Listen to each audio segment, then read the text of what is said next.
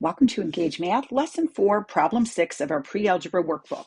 We are using order of operations, and we've done some of these earlier in this particular lesson. So just to remind you, it's please excuse my dear Aunt Sally, PEMDAS. Otherwise, you can think of it as parentheses, then exponents, then multiplication, division left to right, then addition, subtraction. Let's go. The first thing we're going to do is the parentheses. So we basically have 3 times 3 squared. 3 squared is 9, so it's going to be 3 times 9. Our final answer is 27. Okay, the next one, they're going to get a little trickier now. So I'm going to leave the 3 on the outside. I'm going to leave the 4 right there, and I'm first going to do that parentheses, 2 times 5. And just to kind of do 2 steps at once, I'm doing that first, which is 10, and 10 squared is 100. Okay, now this bracket really counts as another parenthesis. So it's the outermost parentheses or bracket. And so now it's just 3 times 104. And our final answer is going to be 312. Okay, the next one.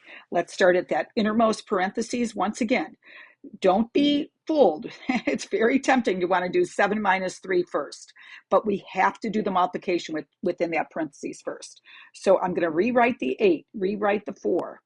Then I'm going to say plus 3, and this time I'm going to, instead of saying 7 minus 3 and getting 4, I'm going to say 7 minus 6, because we have to do the 3 times 2 first.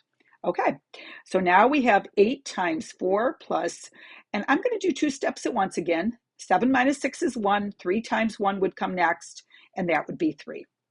So now we have 8 times 4 plus 3, which is one of my favorite math facts. 8 times 7, okay, and I love that because 5, 6, 7, 8, 56 equals 7 times 8.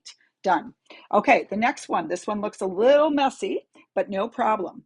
All right, I'm going to start with the innermost parentheses here, which is 3.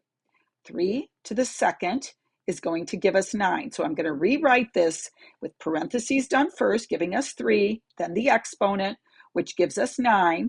So it's 7 minus all of this becomes 9. So that is all squared minus 3. Okay, and then I have a parentheses again. I'm going to simplify all of this. 4 minus 6 is negative 2. Negative 2 minus 9 is negative 11 squared. Okay, 7 minus 9 is negative 2. We're going to square that in a minute, minus 3. And negative 11 squared is 121, positive. All right, so now we have negative 2 squared is 4. So it's 4 minus 363. So our final answer is negative 359.